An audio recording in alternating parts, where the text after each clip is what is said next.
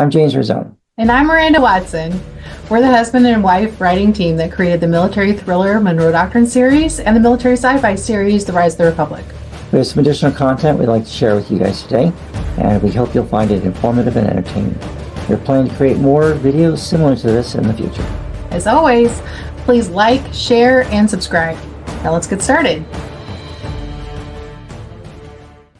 Chapter 19, Election Day, November 3rd, 2020, White Settlement, Texas, White Settlement Public Library. It was 9:03 a.m., and the line was only just now moving. Dwight Larson stood patiently in line with the dozens of other folks who must have had the same idea he'd had, to vote as soon as the polls opened and save himself the hassle of waiting in what he thought would be a much longer, slower-moving line later in the afternoon. Under any normal circumstance, Dwight would already be at work. His shift at the Lockheed Martin plant just down the road started at 8 a.m. However, he had already told his boss the day before that he'd be late coming into work today so he could vote. While his shift would usually end early enough for him to cast his vote before the polls closed, no one wanted to wait around to the last minute, when the lines were usually longest. No. Today he wanted to get in and get out, especially with all the warnings about a possible terrorist attack. Steadily, the line that had snaked around the library moved forward. For perhaps the first time, Dwight noticed 5 heavily armed soldiers standing near the door. They weren't checking people's IDs, but they were giving everyone the once-over, probably trying to make sure no one stuck out.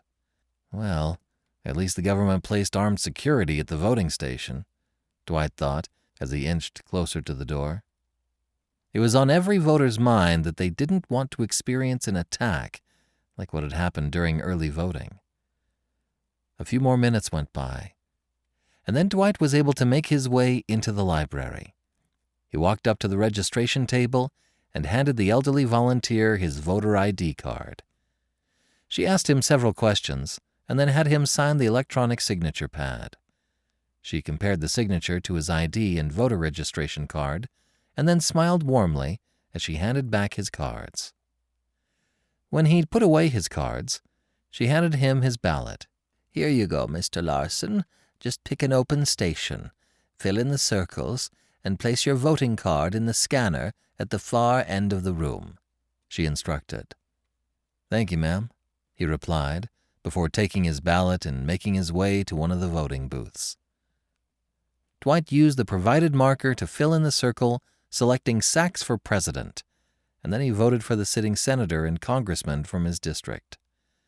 Despite what was going on in the world, things were generally going well for the Larson household. So in Dwight's mind, if things were good, why change it up?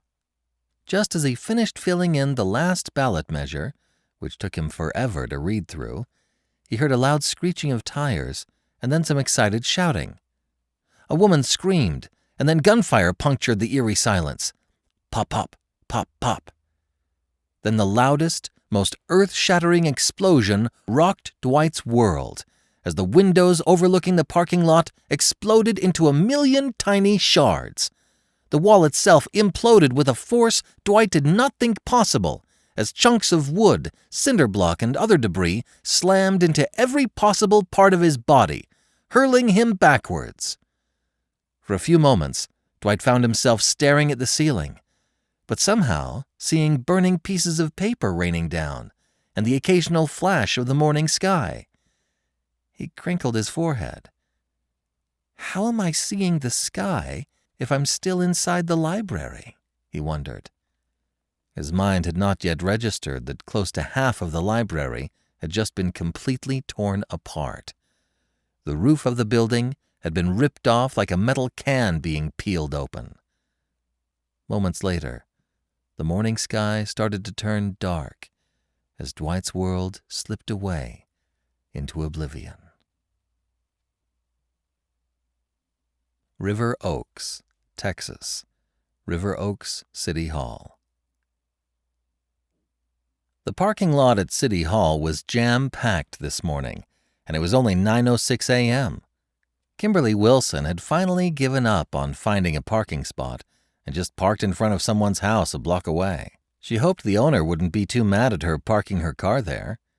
She wanted to cast her vote and get on to work. Granted, she didn't have to be at the hair salon until 10 a.m., but judging by the number of people already in line, it might take her more than a few minutes to get through and vote. As she walked toward City Hall, she spotted what she thought was the end of the line, so she started walking in that direction. When she neared the end of the gaggle of people, Kimberly heard a series of soft popping sounds, almost like someone was lighting off some firecrackers. Everyone turned their heads toward the noise. Kimberly and several others instinctively dove to the ground, seeking cover. Then she reached into her purse and pulled out her concealed carry weapon. She looked up to see several other men and women from the line reaching into their sweaters, jackets, and handbags for their pistols. This is Texas, after all, she thought. "Look, over there!" shouted one of the men. A woman let out a scream.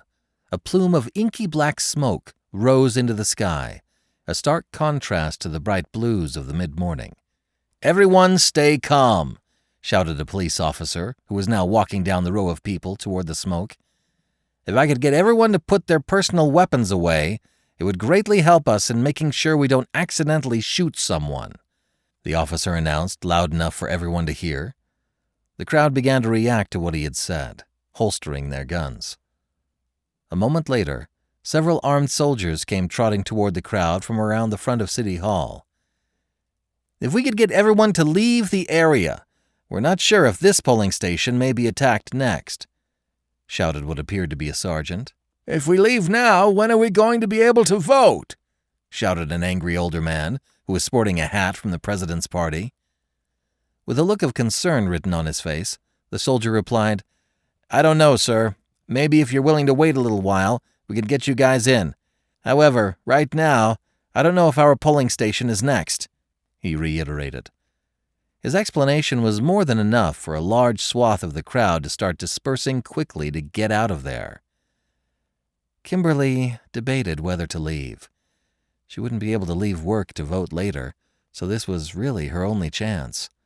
A few folks continued arguing with the soldier and the police officer, and she and a few others sort of milled about, unsure what to do. Suddenly, from around the corner, she heard the sound of automatic rifle fire. The soldiers immediately ran around the corner to find out what the heck was going on, and Kimberly found herself following the remaining people in line to see what had happened. The lone police officer gave up trying to tell people to stay back and joined the crowd. When she came around the corner, she saw a white cargo van riddled with bullet holes. There was a bright red blood splotch splattered across the remains of the shattered windshield. A lone soldier stood next to the front of the Toyota Camry, his M240 Gulf set up with its bipod extended on the hood of the car and a slew of spent shell casings at his feet. He still had the machine gun trained on the van as another soldier, his rifle at the ready, moved in to make sure the driver was dead. Specialist Jose Ramirez held his M4 tight to his shoulder, his finger on the trigger, ready to send a fury of bullets into the driver's side of the van if he thought he saw movement. "How'd I draw the short stick to go check and see if this freaking terrorist is dead?" he thought to himself as he inched ever closer to the driver's side door of the van. When Jose got to within maybe 10 feet of the van, he saw the driver, bleeding from multiple gunshots. Looking at his face, he saw blood coming from his mouth. "Thank God he's dead," he thought. Just then, the man moved his head and looked directly at him. While spitting up blood, the terrorist smiled before he detonated the bomb in the van. In the blink of an eye, a massive blast tore Specialist Jose Ramirez into a fine red mist as he disappeared in the conflagration that consumed the nearby vehicles and building. Thousands of steel ball bearings were thrown in every direction, cutting down anyone in their path, killing and injuring dozens of people who had thought they were safe just moments ago. Within minutes, the Islamic State in Serbia had attacked 2 different voting stations in the Fort Worth area of Texas, striking fear into the heart of every American as they began to head to the polls to choose the next president. Arlington, Virginia, Pentagon. Secretary of Defense Chuck McElroy couldn't believe what he was seeing unfold across the various news outlets. When he heard of the first attack, he immediately ran down to the ops center in the bowels of the Pentagon. They had 2 of the monitors there tuned to the news outlets, as they described what appeared to be a pair of bombings in the Fort Worth area. Before McElroy could even ask for a sitrep, reports came in of a similar pair of attacks in Florida, one in Tampa and another in Kissimmee. That's just miles away from Disney World, thought McElroy. Seconds after those attacks happened, several more took place in Ohio, and then Pennsylvania and North Carolina. The country was under attack, and his forces had proven powerless to stop them. The red phone near the head of the table in the ops center rang. Everyone knew this was the direct hotline between the president and the SecDef, and all eyes turned to him as he reached for the phone. "This is McElroy," he said, very matter-of-fact. "I want the alert level raised across the country to threat condition Delta." "Yes, Mr. President, I agree. Start executing whatever operations you can in the Balkans, regardless of whatever the host nations think about it. I don't care what those leaders think anymore." "I agree. I think the situation has changed. We'll make the adjustment, Mr. President," McElroy responded. "Shall I move us from DEFCON 5 to DEFCON 3? "What do you think?" Sachs asked sarcastically. "Obviously. Ground all the air traffic immediately and close all land and seaports."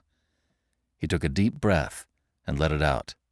"Chuck, I'm authorizing the use of deadly force to defend our installations and strategic assets.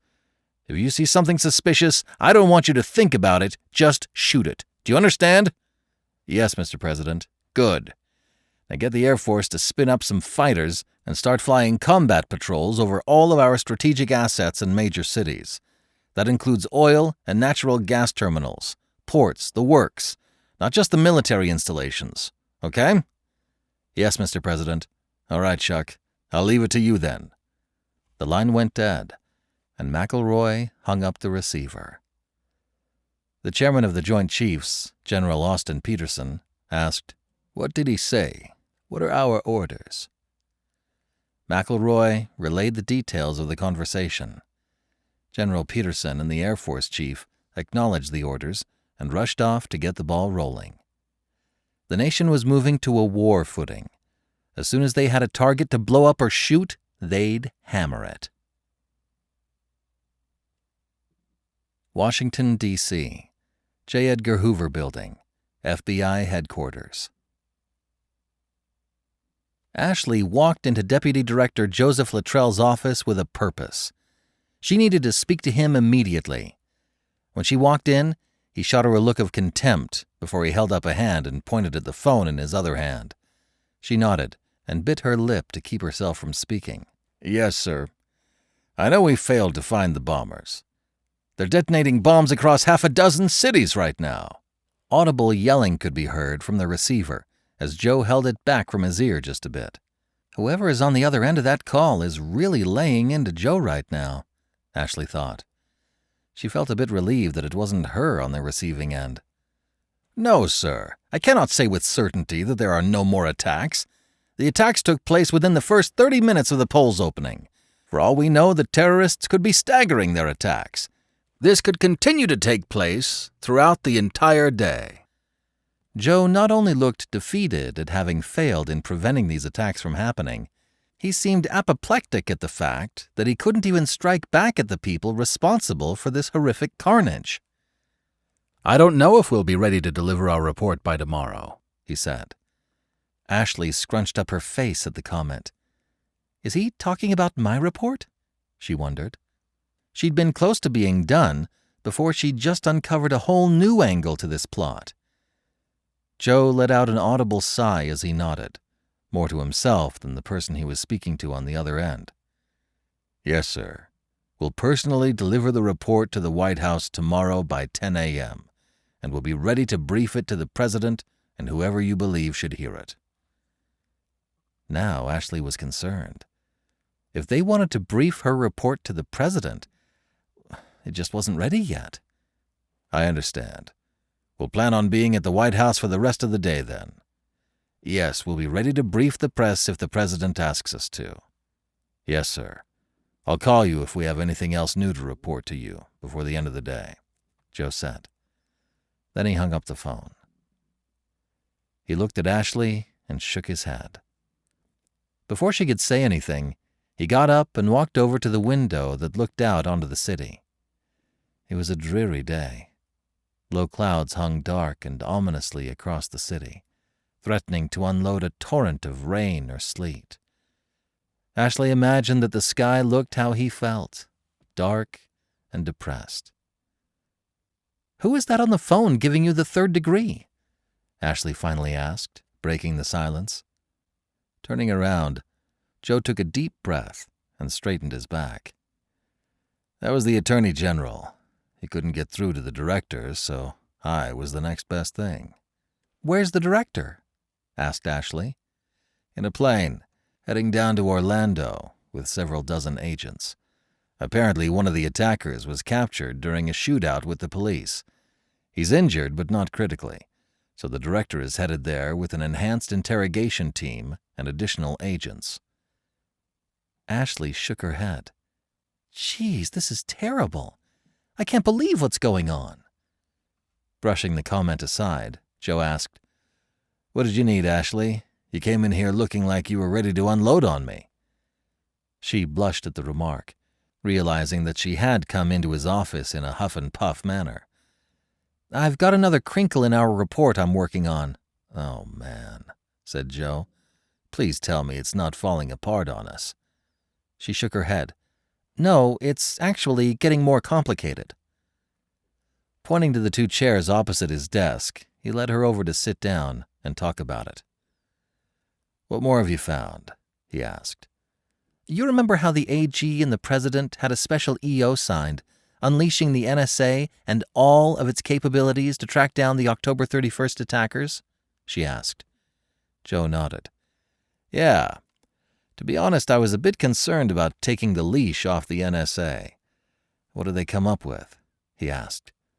"Without exception, all of the attackers, the October 24th group, the Halloween cohort, and I'll wager the group that's carrying out the current attack will fall into this group as well, all entered the U.S. using EU passports, German passports to be more precise."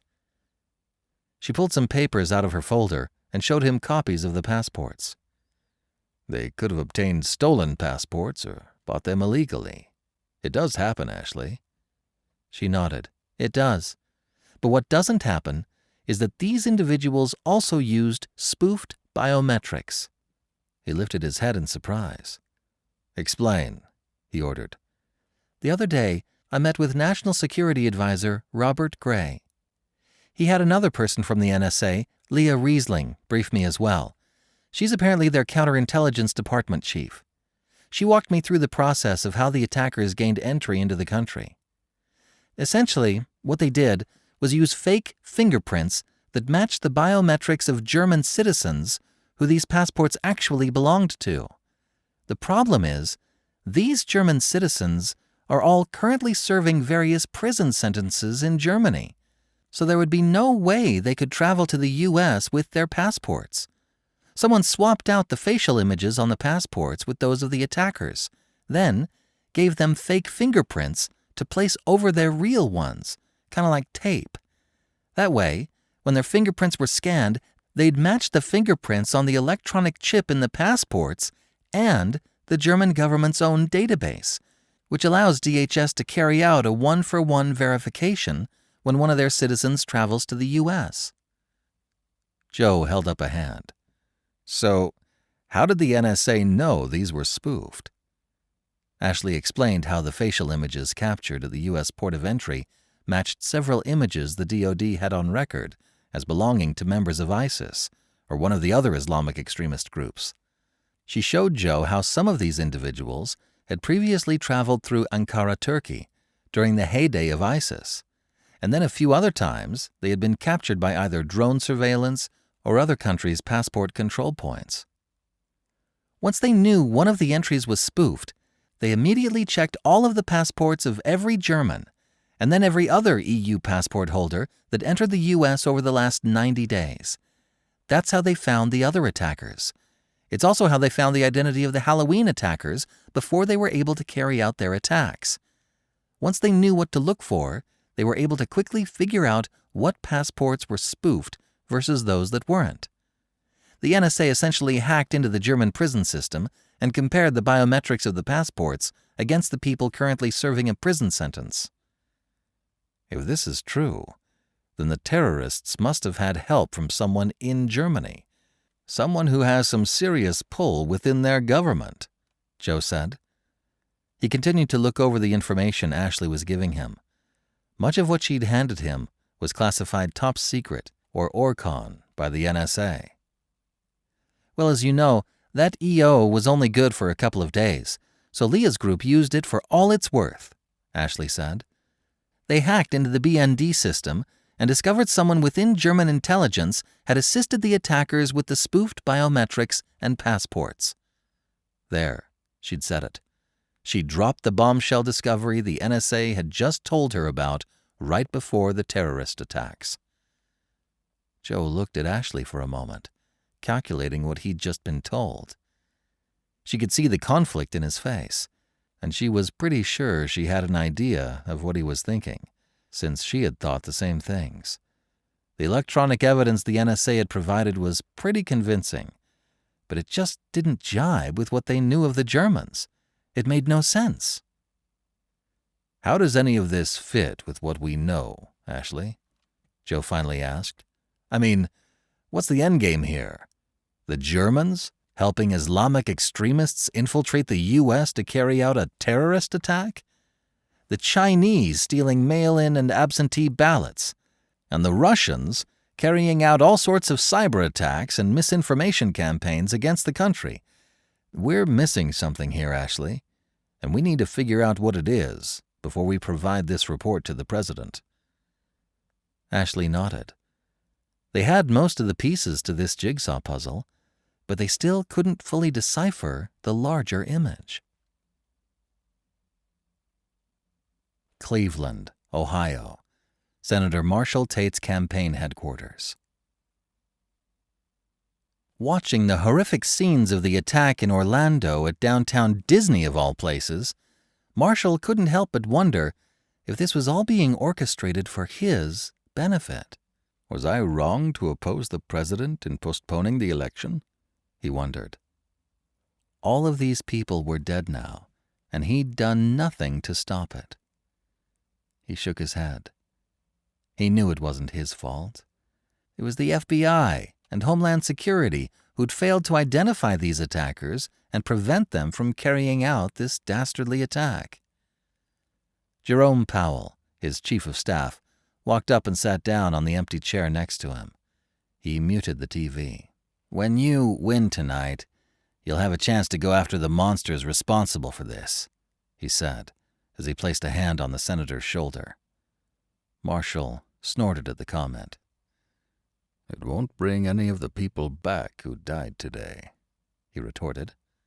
No, but it'll make the rest of the country feel good, and it'll solidify you as a decisive commander-in-chief, Jerome countered.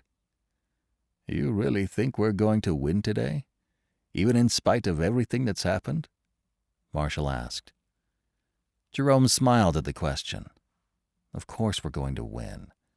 I don't mean to be crass, but these attacks aren't exactly taking place in Democratic strongholds.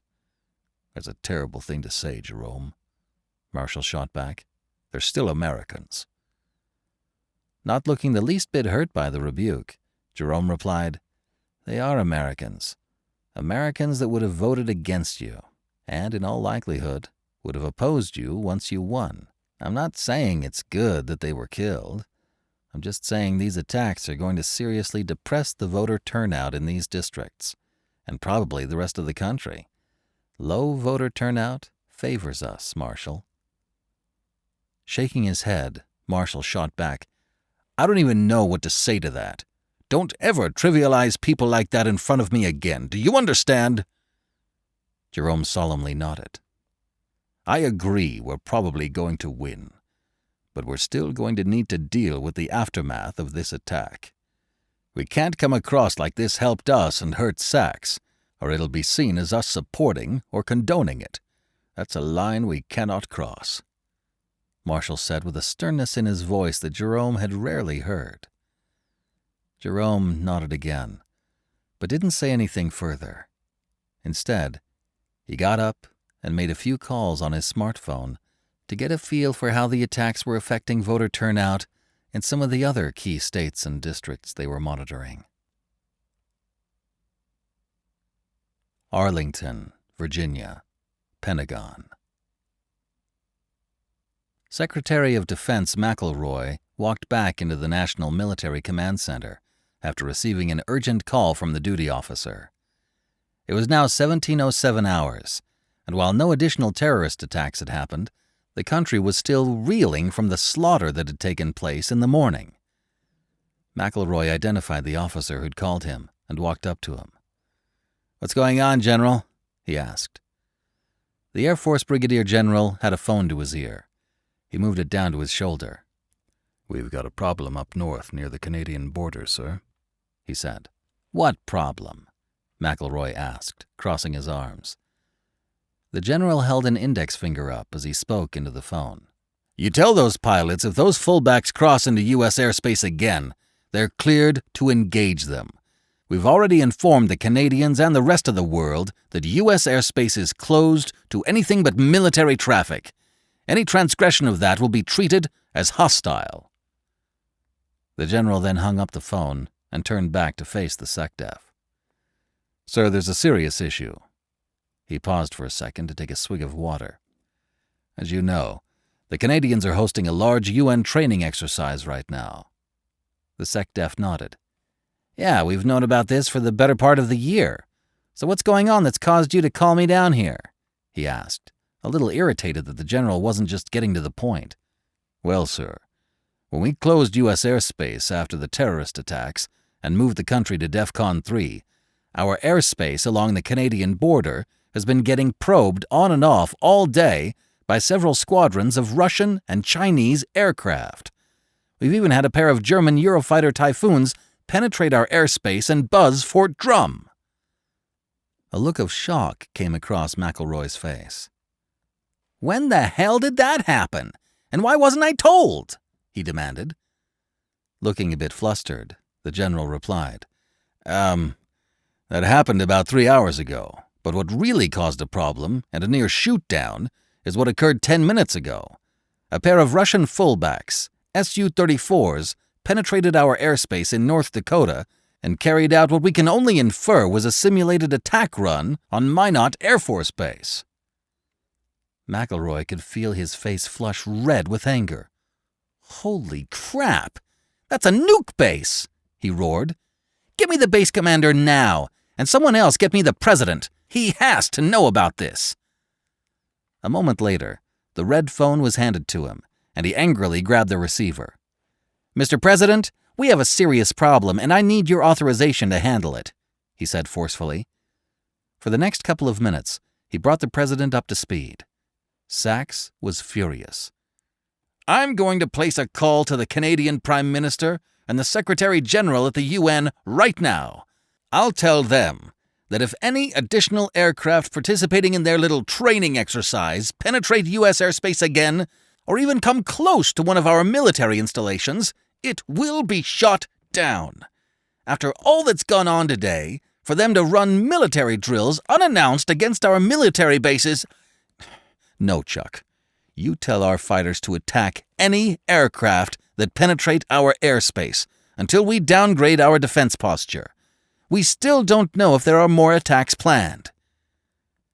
The president then hung up the phone, presumably to go chew out the Canadian PM and that pompous UN Secretary General. After hanging up the red phone, Chuck signaled that he wanted the phone that connected him to the base commander at Minot. When he finally got through to the colonel, he explained to him in no uncertain terms that if another foreign fighter buzzed his base again, he'd be relieved on the spot and forced into retirement. The colonel hastily replied, "Mr. Secretary, I have a fleet of B-52 bombers and missile silos, but I don't have any fighters or air defense systems here. How am I supposed to shoot down foreign fighters that attempt to fly over my facility?" "That's a damn good question," thought Chuck angrily. "Colonel, wait one moment," he said, as he quickly turned to the duty officer. "What's the nearest fighter assets we have to Minot that can deploy right now?" Looking at a clipboard that one of the senior NCOs handed him, the general replied, "We have the 366th Fighter Wing out of Mountain Home, Idaho. It's an F-15E wing. We've also got the 388th Fighter Wing out of Hill Air Force Base, Utah. They're an F-35 wing." "Tell the wing commander out of Hill to get some F-35s up there now," the SecDef demanded. "I want his wing to start providing round-the-clock coverage of the border until told otherwise. Also, tell the wing commander at Mountain Home to get his birds up there too. Those Russian and Chinese aircraft probably won't see the F-35s, but they sure as hell will see the F-15s. Tell them I want their search radars on to make sure everyone across the border knows we're on to their little games." A flurry of activity began to take place. McElroy thought for a moment. All of this was happening under the auspices of the UN and in full coordination with the Canadians. Crap. There's Canadians at NORAD, he realized. "Get me the commander at NORAD," he barked. "Also, send an alert to our guys over at Eastern Air Defense Sector in Rome, New York. Tell them that until further notice, they're to lock out their Canadian counterparts. I want them escorted from the facility. When all this crap gets cleared up, they can return to work with my sincerest apologies. But for right now, I'm not going to allow the Canadians to see what type of air defense we're coordinating in response to this aggression being carried out by this UN exercise. The last thing we need is for them to have an inside track into what we're doing. Is that understood?" The color drained from the Air Force duty officer's face. "Yes, sir. I'm sorry, we hadn't even thought about that. They probably saw our response, or rather lack thereof, when those Eurofighters buzzed drum and figured they could do the same with Minot. Hell, they've had a complete mirror image of what NORAD's seeing, so they've known all along where our fighters are currently positioned." He let out a stream of expletives. "If that had been a real attack, they could have sacked most of our nuclear capability." McElroy nodded. "Exactly. Get those links cut off. We can reestablish them after this UN exercise is done. But for the time being, we're not allowing the nations participating in the exercise to have access to NORAD or know our full capabilities." Chuck shook his head in frustration and anger. How much of the Russians and Chinese possibly seen already, he thought. New York, New York, UN Headquarters. "My apologies, Mr. President. I don't know what General Mackenzie was thinking, allowing his air assets to penetrate U.S. airspace on a day like this. I will speak with him immediately about this," Johann said, as he tried his best to conceal his contempt for the U.S. President. "In a few more hours, you'll have lost your re-election, and we won't have to deal with you anymore," he thought. "If your peacekeepers cross our border again, I will order them to be shot down," Sachs asserted. "Yes, Mr. President, again, I am sincerely sorry about this. I am sure it was a mistake. I doubt General Mackenzie would have allowed his forces to run simulated bombing runs against your bases. It was probably a couple of rogue pilots." The conversation lasted another 60 seconds before it finally ended. Once it had, Johann let out a guttural laugh of satisfaction. Then he hoped that Mackenzie had gotten the information he'd needed. "Those Russians almost blew it for us," he thought. Lifting his secured phone, he placed a call to the good general. Mackenzie sounded like he smiled when he picked up the phone. "Ah, Mr. Secretary General, I hope all is well," he said jovially. He began to chuckle. "I take it you just got a call from the American president?" Mackenzie asked between laughs. "I did indeed. The pompous little idiot berated me for allowing you to run amok with your training exercise. He said to tell you if you try to run practice bombing runs across his border again, he'll have your aircraft shot down," Bear replied, a bit amused at the conversation and not taking Sachs seriously for a minute. A moment of silence ensued before General Mackenzie replied, "I think he may actually do that, sir." Bear furrowed his brow. "Why do you say that? He's about to lose his re-election, and his country just suffered yet another terrorist attack. He wouldn't dare."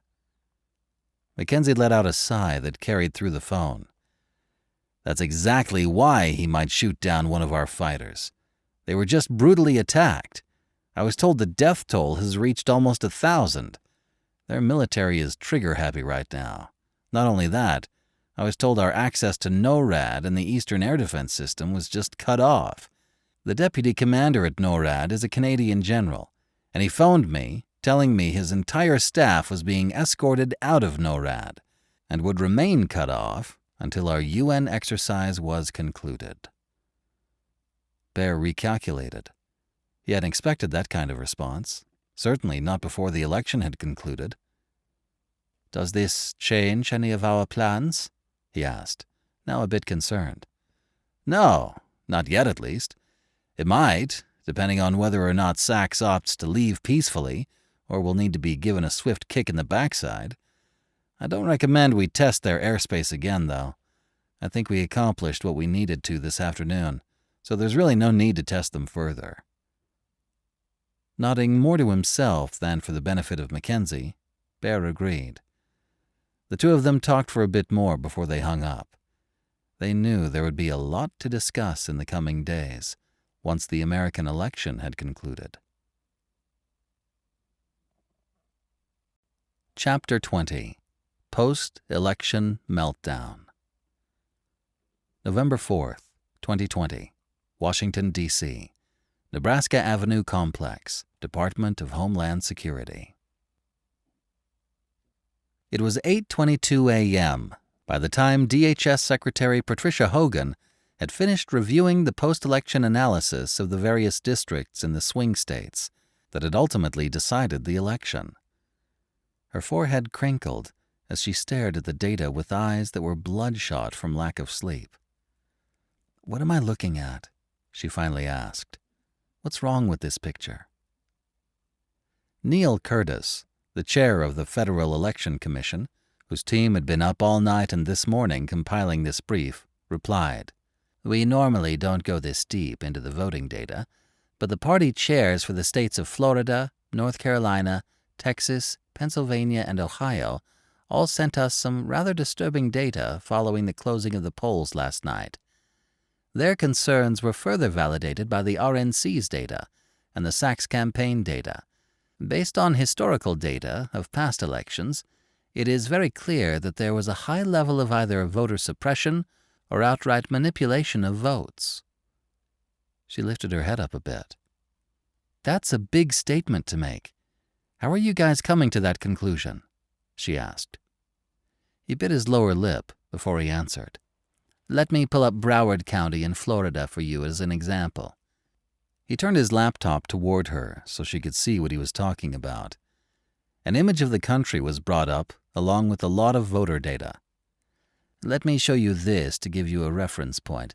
In 2012, during the Obama-Romney election, the Democrats won the district with 67.2% of the vote, while the Republicans received just 32.3%. In the 2016 presidential election, the Republicans received 260,951 votes, or 31.2% in that county. In the 2018 midterms, that number was 220,012, or approximately 31.3% of the vote. While the number was lower, it was still proportional when looked at in comparison to the number of people who voted in the midterms, which is always lower than in a presidential year. You can see from the data. During the last several election cycles, Republicans only went down 1% in their share of the vote. Now, this is obviously a Democratic stronghold, and the Republicans do not tend to do well in those districts. but historically, the Republicans have nearly always polled around 31% of the vote. However, yesterday, the Republicans obtained just 18% of the vote in that same district.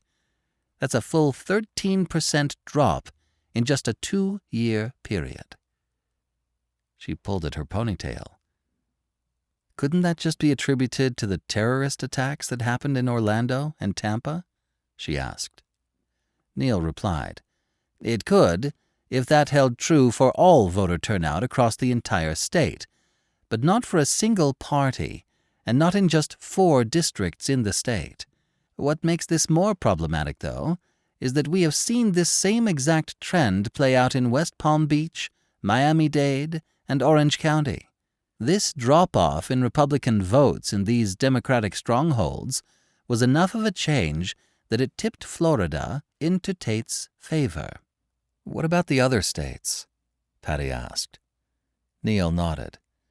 It's the same in the other Democratic strongholds in the other 4 states.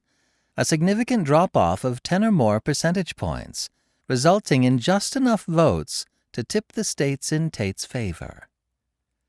He sighed before adding, I fear that the information about the postal workers intercepting mail-in and absentee ballots in these districts may have actually tilted the entire election in Tate's favor, and furthermore, there were probably other efforts in places to depress Republican votes that we don't know about yet. I say that because the number of people who voted Democratic in those districts didn't increase. Democratic votes didn't go up in any statistical significant amount from the 3 previous elections. So it's not that the Democrats received more votes or people were dissatisfied with Sachs. We're looking at a few 100,000 votes in each of these states just disappearing. Turning to look out the window in her office, Patty tried to figure out what to do next. They'd known the Russians had interfered in the 2016 election with the dissemination of fake news articles through bots on social media. They'd tried to interfere in the 2018 election, along with China. Now it appeared a foreign power had actually succeeded in suppressing enough votes to change the outcome of a presidential election. What to do with that information, though? She wondered. The president hasn't conceded the election yet, Neil said, interrupting her thoughts. He shouldn't. It's clear that between these terrorist attacks and the evidence we have of the Chinese paying off these postal workers, our election was compromised. This needs to be challenged. Patty looked at him for a moment, not sure what to say. She knew he was right. It did need to be challenged. But how? She wondered. The Supreme Court has been wiped out. The Sixth Circuit Court wouldn't allow the president to delay the election to address these issues.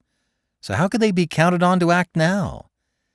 She'd have to brainstorm this with the president's team in a couple of hours when she was set to meet with the president, the AG, and the FBI director.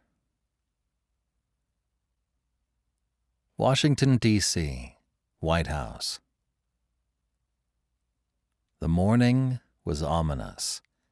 Dark storm clouds had rolled in during the evening, providing the city with an exceptional lightning show and sheets of freezing rain. The cold torrents of water had pelted the White House, as if sending an unspoken message of things to come. At approximately 11:37 p.m. the night before, the major news networks had called the election for Senator Marshall Tate. With the unprecedented electoral switch of Texas, along with a clean sweep of Ohio, Pennsylvania, North Carolina, and Florida, Senator Marshall Tate had won by an enormous landslide in the Electoral College. Senator Marshall Tate had given a victory speech, hailing the win as a step forward for the common man and a rejection of the policies that had harmed the American economy and failed to protect them from international terrorism. While many people celebrated Tate's win, the state GOPs and the RNC began to analyze the voting data. They quickly found the same thing that the FEC chairman had discovered. Some group had influenced the election just enough to tip it. The president sat in the briefing room with many of his key cabinet members and advisers, doing his best to digest the information as best he could. The FBI and DHS had just presented what they all believed was a clear-cut case of foreign manipulation of the vote. The FBI had concluded that the timing of the Supreme Court justices being poisoned was almost fortuitous because it made it impossible for the president's case for postponing the election to be heard. When you added in the effects of what the postal workers had done with the absentee and mail-in ballots, and the coordination of these terrorist attacks and massive misinformation campaigns, it was obviously enough to change the outcome of the election. "This is unacceptable," shouted the Secretary of Defense as he slammed his fist on the table. "We've got proof the Chinese financed these terrorists that attacked us yesterday. Proof that they paid these postal workers to carry out this scheme, and proof that for some unknown reason, someone in German intelligence provided the terrorists with the passports needed to gain entry into the U.S. Then, you add in the shenanigans that took place yesterday with that UN training exercise, and the Russians weaponizing social media and their misinformation campaign, and I think we've been hoodwinked. A foreign power just stole our election." A look of sheer horror spread across the faces of the people at the table. The sudden realization of what had happened was finally setting in. The president shook his head. "The facts are the facts. We have proof of what happened. The question we have to answer now is what can be done about it. The Sixth Circuit blocked our EO to postpone the election. The Supreme Court justices were assassinated, so they can't hear the case. And Lord knows I can't just appoint all 9 justices overnight. So what do we do?" he asked in exasperation. "We take this to the D.C. Circuit," Attorney General Malcolm Wright responded. "We need them to overturn the election and allow us to postpone it long enough to secure the voting process and know a vote can be held again without foreign interference." Rich Novella, the president's chief of staff, snorted. "It's not that simple," he retorted. "The perception is going to be that we're sore losers, that we can't accept the outcome of the election. So we're grasping at straws to find a way to say it was rigged." "Except in this case, it was rigged," the Secretary of State shot back angrily. The Director for National Intelligence, who had largely just stayed quiet through these cabinet briefings, added, "I don't care what the optics are. That's all being ginned up by the media and this massive disinformation campaign the Russians are running. What we know are the facts. The facts show us that multiple foreign powers interfered in our election with the sole intention of replacing President Sachs with a candidate of their choosing.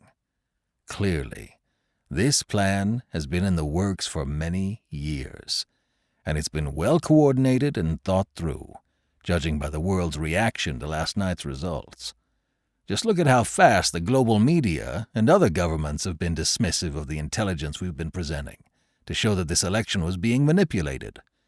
You, Mr. President, need to take this bull by the horns and fix this.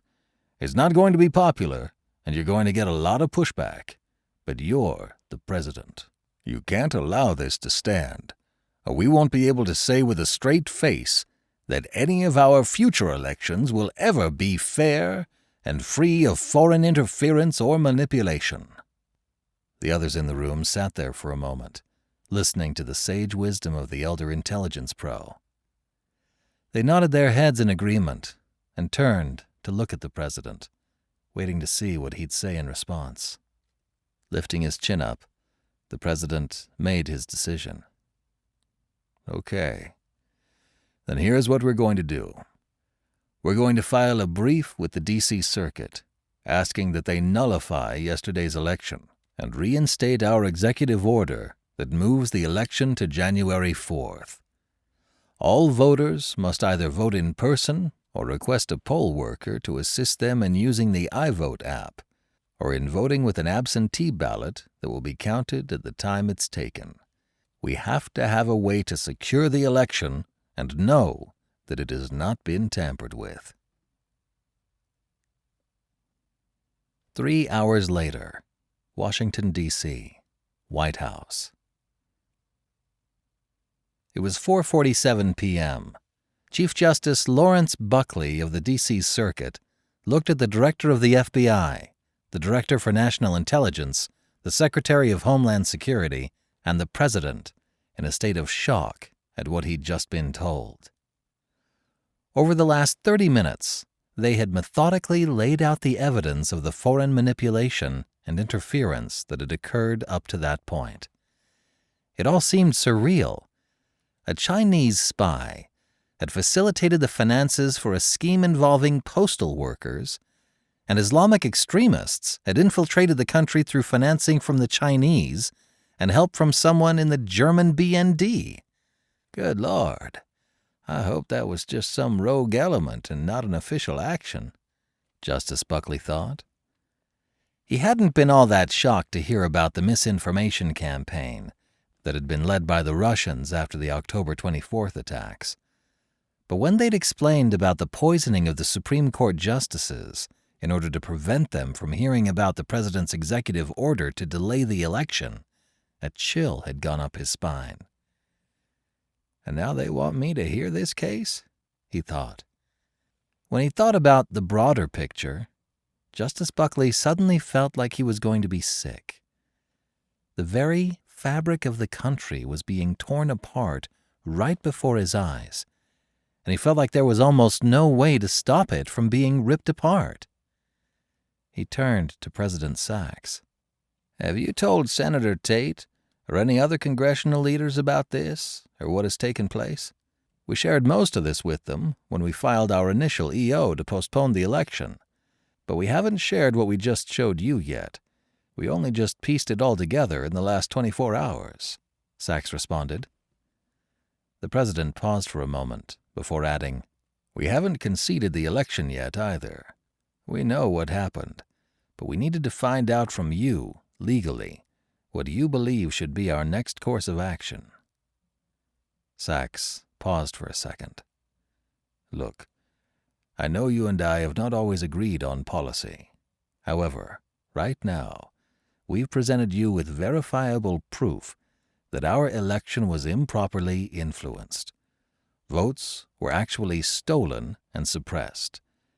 I can accept defeat at the polls when it's been done fairly, but if we accept these fraudulent results now, I don't know that we'll ever be able to accept a future election as truly free and fair. Do you?" Lifting his head up, Justice Buckley looked at the ceiling for a moment to think. He stood up, but motioned for everyone to stay seated. He paced behind his chair briefly, and then looked out the window. Sachs was right that he didn't agree with the president's policies. On a personal level, he really didn't care for him as a leader at all, and Buckley had definitely used his position in the past to block certain presidential directives that he detested.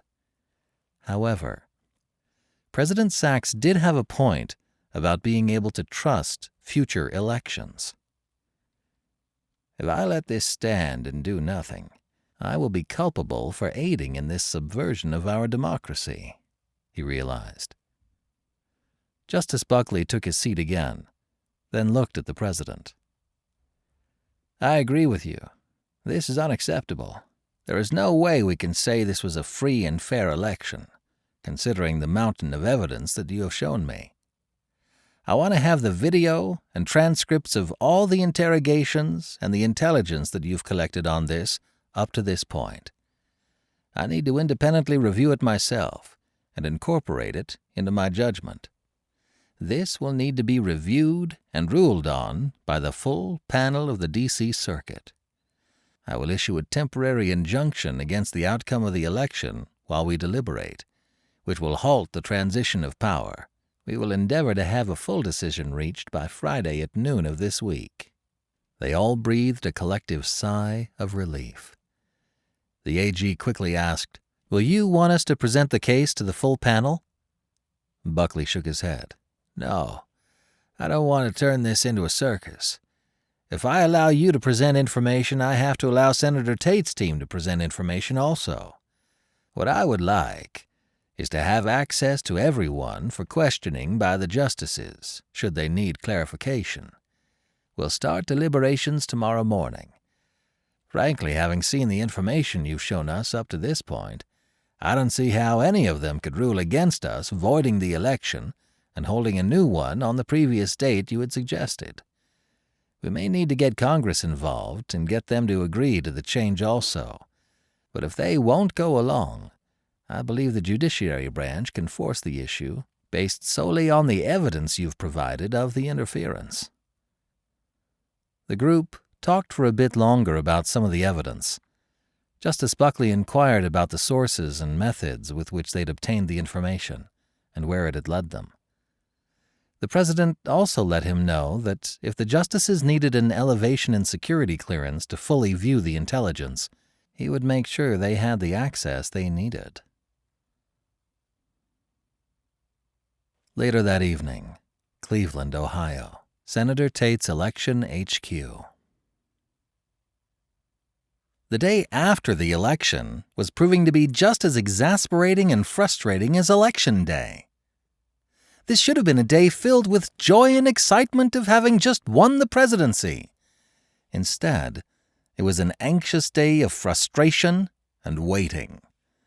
Despite the enormous electoral victory, President Sachs had still not conceded the race. Rumors began to spread that he had not accepted the loss and was scheming to find a way to stay in power. When the Chief Justice of the D.C. Circuit was spotted entering the White House, the rumors began to spread like wildfire. When Justice Buckley stayed at the White House for nearly 3 hours, the wait for information became almost unbearable. What the heck is going on? Why won't he just concede and admit he lost? Jerome Powell barked. He scowled angrily at the TV. Senator Tate plopped down in the chair next to him. He just wanted to talk about anything else. Have we determined who we want for some of our key cabinet positions yet? He asked. Jerome sighed and nodded. We should seriously consider Jim Dowd for Treasury Secretary. Then he passed Marshall a dossier on Dowd. Jerome had built dossiers on the top 5 contenders for each of the cabinet positions they'd need to fill. His hope was that if he had these ready for Marshall the day after the election, they could get a jump on announcing their cabinet and get the transition rolling much quicker. They had a lot of work ahead of them. Isn't Dowd the current CEO of UBS? He is, Jerome confirmed. He's done a good job there. He's been one of Sachs's most outspoken trade critics. We'll need his expertise in reversing a lot of these sanctions and tariffs that are now in place with China and the EU. We have to get our economic house restored, and he's the best guy to do it. He's well respected in Europe and has a good working relationship with the Chinese. Let me see the list of who you're considering for some of the other positions. Jerome nodded and handed him the list he'd meticulously built over the last few months. Each candidate had been interviewed and vetted secretly before being added. Marshall raised an eyebrow at the DHS choices. You still have Riku Tanaka on the list? He asked. He's been a real asset to us during the campaign.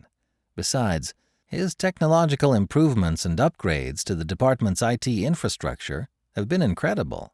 He may be a part of the Sachs administration, but you know as well as I do, he's a progressive liberal. His personal interests are in bringing the government's IT infrastructure into the 21st century. I don't disagree with you there, Marshall said. I'd still like him to be a part of the administration. I'm just not sure he's really suited for that type of leadership position. He doesn't have any political experience, and, frankly, he's a bit of a nerd. No offense, but he doesn't come across as the type of person we'll need in that position. Not with the type of initiatives we're wanting to push through. Let's either leave him in his current position or find a way to put him in charge of the entire government's IT infrastructure. Jerome nodded. I don't disagree with your assessment, he acknowledged. He turned a page. I think we have some good choices for Secretary of Defense. What are your thoughts? Marshall found the names. A smile crept across his face. I like the idea of Admiral Hill. He's a real warrior's warrior. He's no McElroy, but he did lead the Bin Laden raid and SOCOM during the previous administration, so he'll solidify our defense bona fides, Jerome asserted. He could also allay some of the concerns about you being too soft on defense.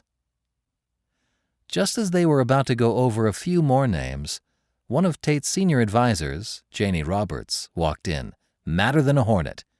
"You won't believe the call I just got!" she exclaimed. Marshall tried to help her calm down. "Hey, Janie, it'll be okay. We just won the election, even if that SOB Sachs won't admit it." She softened her facial expression a bit.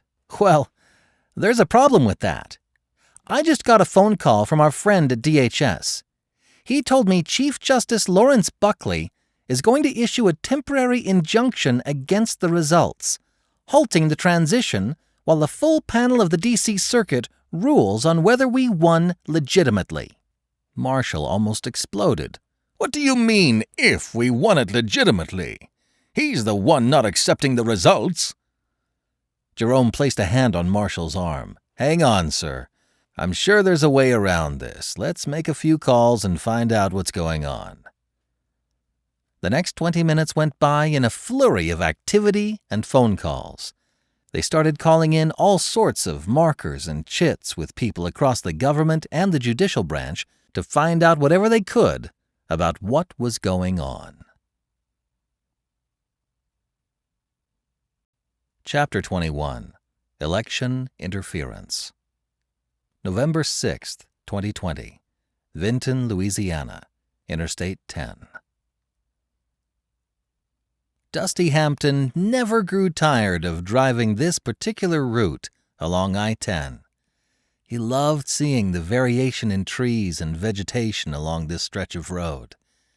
He'd pick up a load in San Diego and then haul it across the country to Florida. He never asked what was in the trailer, though he knew better than to ask.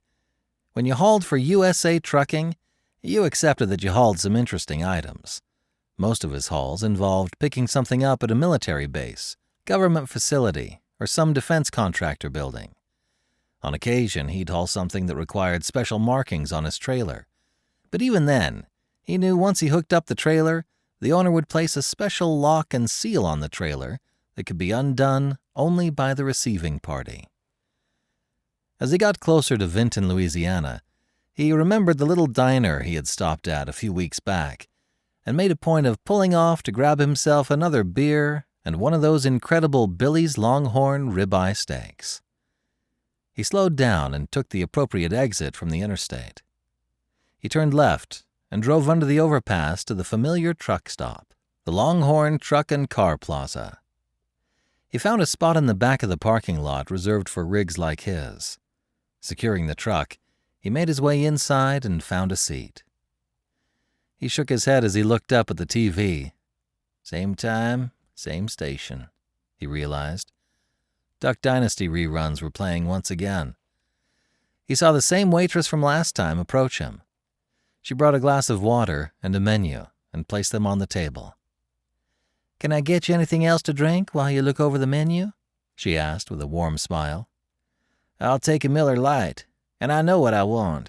I'd like to get the ribeye with a baked potato and the seasoned rice," he replied. He wanted to get his order cooking. He was hungry. "How would you like your steak cooked?" she asked. "Medium rare, please." "Okay, hon. I'll be back with your beer in a minute," she said, and walked off to grab him a cold one. A man walked up to one of the waitresses and asked if they could change one of the TVs over to Fox News. Apparently there was some big announcement being made at 5 p.m. A minute went by, and then the TV switched over to the news station. Dusty saw one of the news anchors talking with a guest before the broadcast broke away to the White House briefing room. A judge walked up to a lectern, flanked by the Director of National Intelligence, the Director of the FBI, and the DHS Secretary. "They're bringing out the big guns for this announcement," thought Dusty. The judge cleared his throat. "I'll be brief with my remarks," he began. "The others here will be able to provide more clarity on what has transpired. What I'm here to tell you is that the D.C. Circuit, with the exception of one justice, has determined that the 2020 election had been tampered with beyond the hope that it could still be considered a free and fair election." Several people in the restaurant gasped. "The Director of National Intelligence, along with the Director of the FBI and the Director of Homeland Security, has presented enough evidence showing direct foreign intervention in our election that we feel the President's initial executive order to postpone the election until it could be properly secured from foreign interference should have been upheld. As it stands, the results of Tuesday's election were grossly influenced by several foreign nations, particularly China, Russia, and Germany." He paused for a second before he added, "It is in light of this evidence and the fact that this election had been compromised before it was even held that we have issued a ruling voiding Tuesday's election results." Dusty heard a loud murmur from the reporters in the briefing room. "They must be practically jumping out of their seats to shout questions at him," he thought. Justice Buckley held a hand up to forestall the inevitable barrage with which he was about to be assailed. He added, "Because the election was compromised and should not have been held, the D.C. Circuit is reinstating the President's original executive order, moving the election from this past Tuesday, November 4th, 2020, to Monday, January 4th of 2021. The FBI, along with Homeland Security, have determined that this should give the government enough time to ensure the integrity of the election. With that, I'll hand it over to the FBI and others to provide their brief of what transpired during this past Tuesday and why this course of action had to be taken." Dusty sat silently in the diner, a bit dumbfounded by what he had just heard. He looked around and saw a lot of others feeling the same way. Some were obviously angered by the announcement, while others were glad to see something being done about what they perceived as an illegitimate victory by the Tate campaign. A moment later, the waitress brought him his beer. His food came another 15 minutes after that. Meanwhile, the news conference droned on, with each person giving an account of what transpired during the last 6 weeks of the campaign, leading up to and including the various terrorist attacks. It was mind-numbing to think that this had all been orchestrated by a foreign power, a direct interference in the U.S. election. Not only were votes stolen, a multitude of terrorist attacks were carried out against the country, all in an attempt to distract from the voter scheme and sow fear and chaos in the electorate leading up to Election Day. "I sure hope someone's going to pay for this. This isn't right," Dusty thought, as he sat through the rest of his dinner, watching and listening to what was unfolding in Washington. Cleveland, Ohio, Senator Tate's campaign HQ. Marshall Tate sat in his overstuffed leather chair, infuriated by what he'd just heard. The Chief Justice of the D.C. Circuit had just voided his presidential victory. "Damn Sachs! He found a way to subvert the will of the people," he thought angrily. He turned to look at his chief of staff and senior political advisors, who were staring at the TV, mouths agape. "Can we get another court to dissent with their ruling? There has to be a way for us to get this overturned," Marshall asserted. Jerome sat back in the chair, slumping his shoulders. A moment later, he suddenly sat straight up. "What if we get the governors to side with us and not recognize the authority of the D.C. Circuit?" he posited. "We could also get the Speaker of the House to join us. Certainly she'd agree with us that this election was won fair and square." Janie Roberts nodded. "We need to get the Speaker of the House to remind the court that only Congress has the authority to set and change the dates of the election. The president and the courts have no constitutional say in the matter, which is why the president's EO was shot down in the first place. If she asserts her authority in this matter, and then we get several of the governors to side with her, I think we can make the case publicly that you are the president-elect, and that come January 20th, you will be the president, not Sachs." Marshall agreed. He reached for his smartphone and placed a call to the Speaker of the House. It took him a few minutes to finally get through. When he did reach her, he didn't have a chance to plead his case.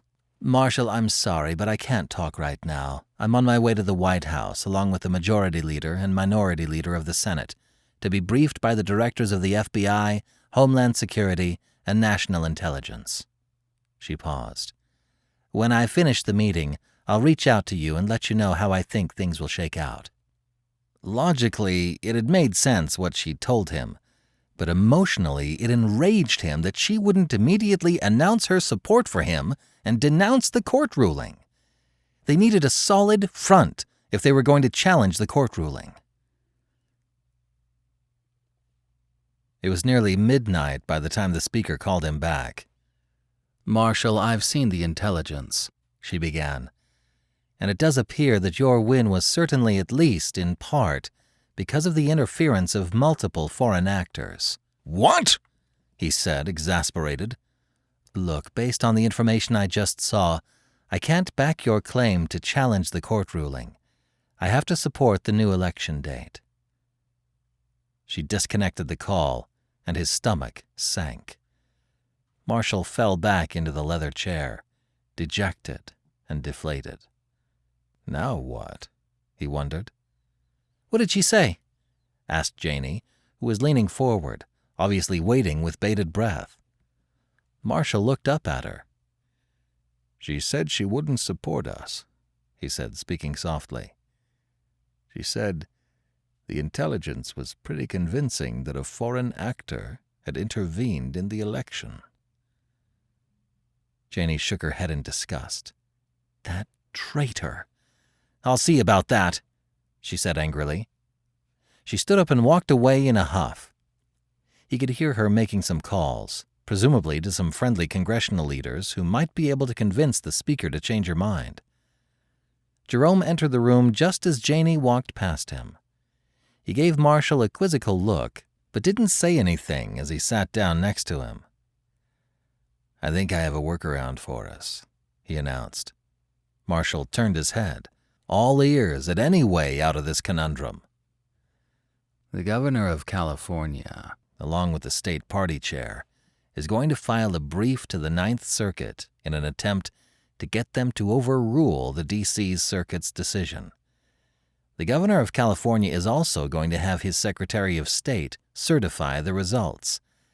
I'm in the process of getting the other Democratic Secretaries of State to do the same thing. I believe if we can get enough of the governors and secretaries of state to back you as the president-elect, we can still make this happen." Marshall looked at Jerome with newfound respect. He knew his chief of staff was an accomplished lawyer, but it hadn't even occurred to him to try and have the secretaries of state attempt to certify the election as an end around the courts. "Jerome, if we get all of the Democratic secretaries of state to certify the election, will that be enough electoral votes for us to still win?" asked Marshall. Jerome shook his head. "I'm afraid not. Florida, Texas, and Ohio all have Republican secretaries of state. They won't go along with that. I think our best bet is that while we work this angle, we work to unseat Congresswoman Miller as Speaker of the House and find someone who will back our claim that the election was legit and doesn't need to be redone. I don't know, Senator. All of this is a gamble. We're in uncharted waters here. We've never had a situation like this before." The rest of the evening was spent talking with the various governors, secretaries of state, the Senate Minority Leader, and several congressional leaders. They finally got momentum behind the movement to issue a leadership challenge against Speaker Miller the following morning. The one thing they all knew they didn't have on their side was time. The longer the D.C. Circuit's decision was left unchallenged, the harder it would be to overturn and still keep the people with them. As it was, there were unprecedented protests taking place across the country, denouncing the judge's ruling in nearly every major U.S. city.